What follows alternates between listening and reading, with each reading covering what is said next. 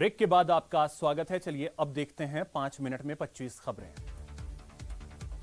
प्रधानमंत्री नरेंद्र मोदी ने केरल के मुख्यमंत्री पिनराई विजयन से केरल में भारी बारिश और भूस्खलन के मद्देनजर स्थिति पर चर्चा की और कहा कि घायलों और प्रभावितों की सहायता के लिए जमीनी स्तर पर काम किया जा रहा है। मैं सभी की सुरक्षा के लिए प्रार्थना करता हूं। केरल की भारी बारिश के बाद आई बाढ़ और भूस्खलन को लेकर केंद्रीय गृह मंत्री अमित शाह ने कहा कि हम भारी बारिश और बाढ़ के मद्देनजर केरल के कुछ हिस्सों में स्थिति की लगातार निगरानी कर रहे हैं। केंद्र सरकार जरूरतमंद लोगों की मदद के लिए हर संभव तैयार है।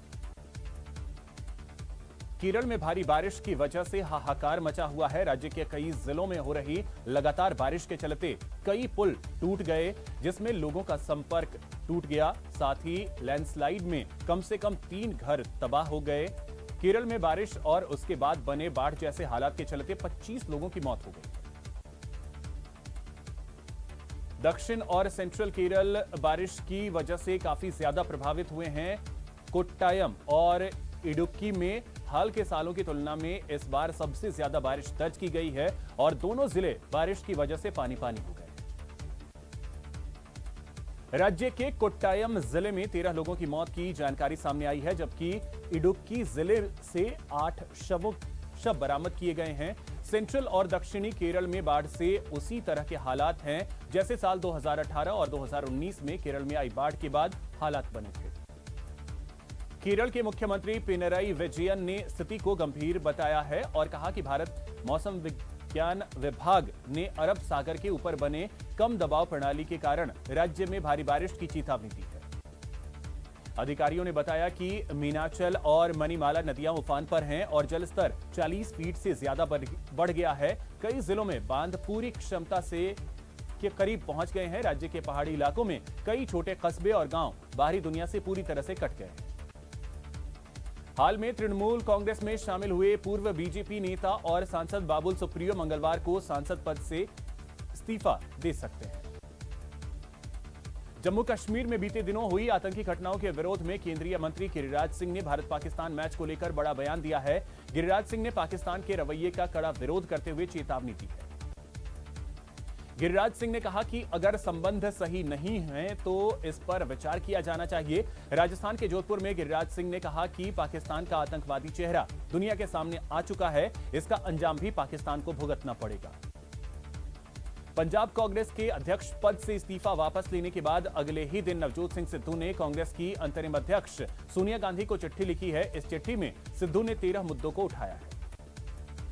असदुद्दीन ओवैसी ने रविवार को गाजियाबाद के मसूरी में चुनावी रैली को संबोधित किया। ओवैसी ने शाहरुख और आर्यन का नाम लिए बगैर कहा कि वो उन लोगों की आवाज नहीं उठाएंगे जिनके पिता ताकतवर हैं।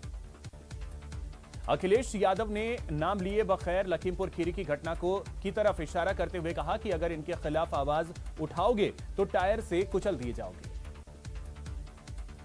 भोपाल में दुर्गा प्रतिमा विसर्जन के जुलूस में तेज रफ्तार कार भीड़ में घुस आई। इसके बाद मौके पर भगदड़ मच गई और चालक तेजी से गाड़ी रिवर्स कर भाग निकला। इस दौरान कार की चपेट में आने से 7 लोग घायल हो गए। घटना के बाद गुस्साए लोगों ने हंगामा शुरू कर दिया। स्थिति बिगड़ती देख पुलिस को हल्का बल प्रयोग भी करना पड़ा। घटना वाले इलाके में तनाव बना हुआ है। जम्मू कश्मीर में सेना के 7 जवानों की हत्या में शामिल आतंकवादियों का पता लगाने के लिए पुंछ और राजौरी जिले में वन्य क्षेत्रों में सर्च ऑपरेशन चलाया जा रहा है। कोलकाता में तस्करों के साथ हुई मुठभेड़ में शहीद बीएसएफ जवान शैलेंद्र पांडे का कानपुर में पूरे राजकीय सम्मान के साथ अंतिम संस्कार किया गया। देश में आज फिर पेट्रोल डीजल के दाम बढ़े। दिल्ली में 35 और मुंबई में 34 पैसे का इजाफा हुआ। भरतपुर में अचानक किसानों के बीज बांटने के दौरान जमकर हंगामा हो गया। कृषि मंडी में किसानों ने कोहराम मचा दिया। आपस में धक्का मुक्की और झड़प की घटना भी सामने आई।